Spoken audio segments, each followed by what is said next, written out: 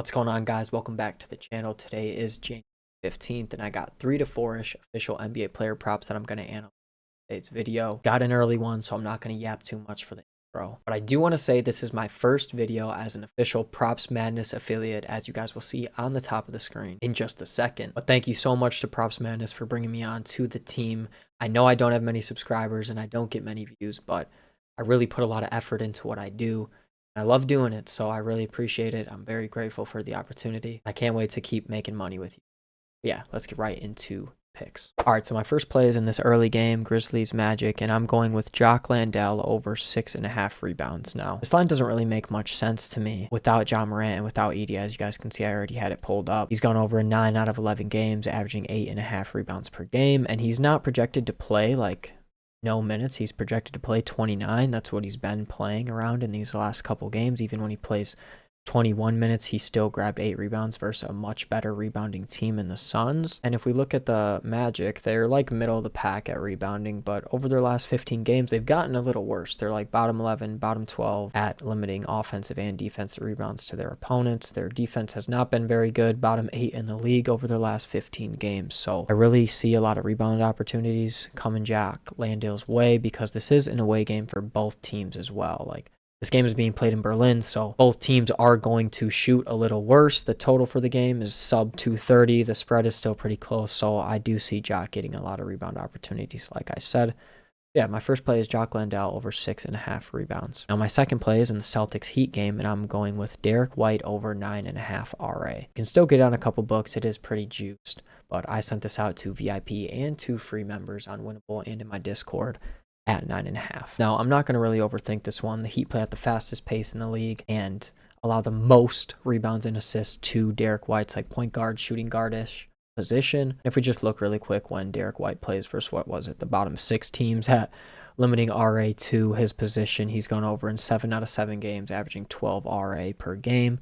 One of them was versus the Heat already, and he had just 7 potential assists. Like, that conversion rate, 6 assists on 7 potentials, is pretty good.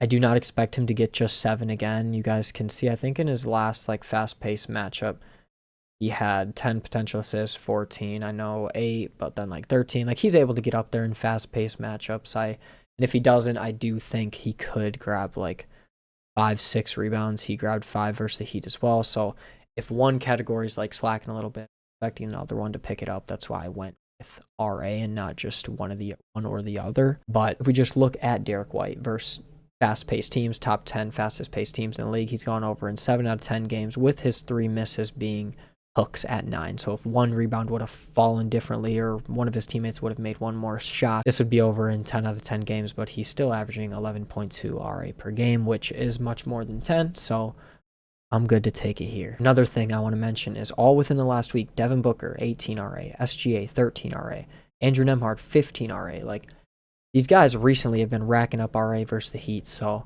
I think Derek White can do it again tonight. So my second official play is Derek White over 9.5 RA. And my third play is in the Jazz-Mavs game, and it's actually why I said 3 to 4-ish, because the line hasn't dropped, but I'm going with Mr. Klay Thompson over 2.5 threes. If it does drop at 3.5 for plus money, I might honestly still play it at like 0.5 units, but it's just the dream matchup for the Jazz. I bet a lot of you guys played it a week ago. We played Max Christie over 2.5. He did cash, but I said in Discord that Klay Thompson was clearly the better read. So when the matchup does come around again, I'm going with Klay. The game total is almost at 240, but the Mavs, you just don't really know who's going to play right now. If we look at who's injured, Max Christie was like doubtful, but now he's questionable. You don't know if Daniel Gafford or Cooper Flagg are going to play. But Klay Thompson is projected 24 minutes. So if we look at games when he plays like 20 minutes, hit rate's already insane. In good matchups, it's just amazing. It's not 9 out of 12. He's averaging 3.7 3-pointers made per game. So if he does get a 2.5 line, I'm taking this versus a terrible Jazz defense. Most points to catch and shoot, most points above the break, most points to spot up.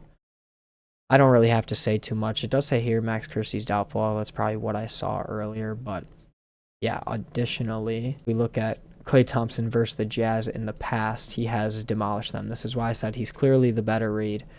He just likes playing against the Jazz. They play his game, I guess. So yeah, my third play once this line drops will probably be Klay Thompson over 2.5 threes. And my fourth and final play is in the Hawks-Blazers game, and I'm going with CJ McCollum over 15.5 points. I got this at 15.5. Again, sent this out VIP for free to all you guys that are subscribed to my Winible or in my Discord.